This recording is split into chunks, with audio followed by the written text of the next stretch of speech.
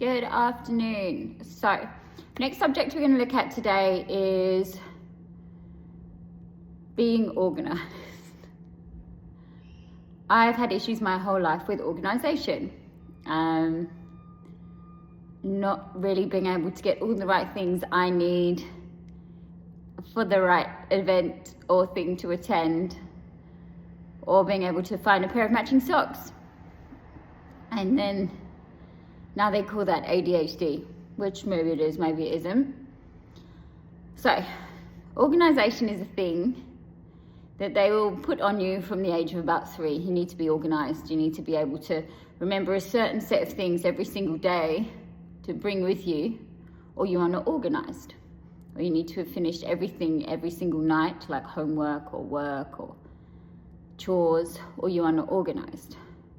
I'm just wondering who actually is organized, and if the people who are organized are very happy that they're organized people.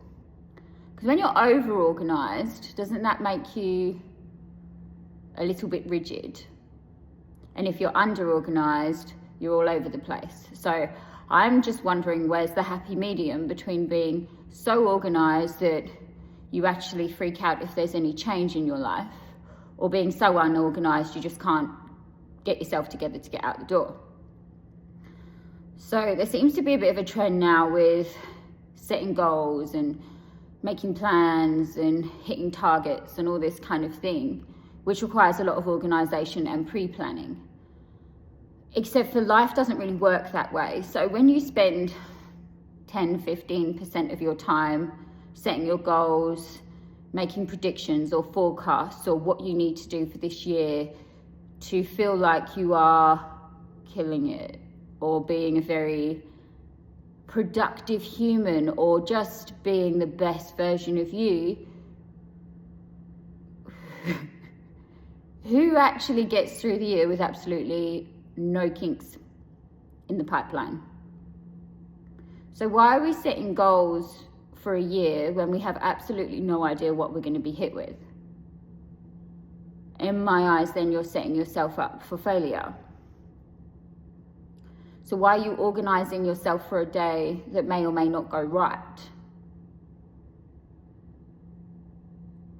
I think there's definitely a conversation to be had, and less expectation on people who maybe work for you, or kids at school who are already under the pump so much and feeling pressure to the point that we are at the biggest anxiety and depression rates in children ever, that they have this huge expectation to be so organized and so on top of everything at an age when they should just be playing.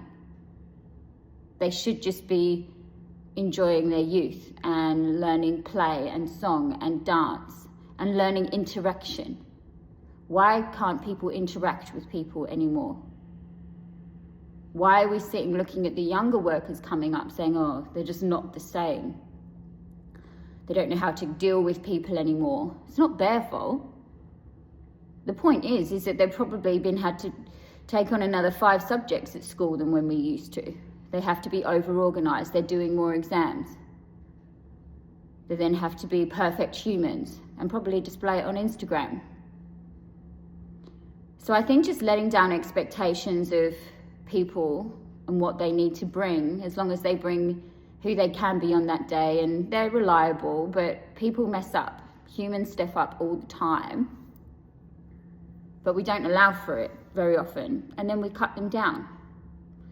So showing kindness to people and just allowing people to be human, you're going to get more from that person than if you keep trying to drill down on them and tell them that they're not enough. So if you're struggling with people working for you or sticking with a certain job, you might find your expectations are too high.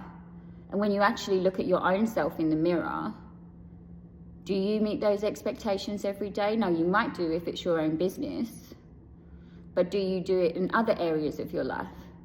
Do you turn up for every meeting with other people or family or everything, with everything prepared and everything perfect? And if you do, good for you. But there's always an area in your life that you can't keep up with, and some people just can't.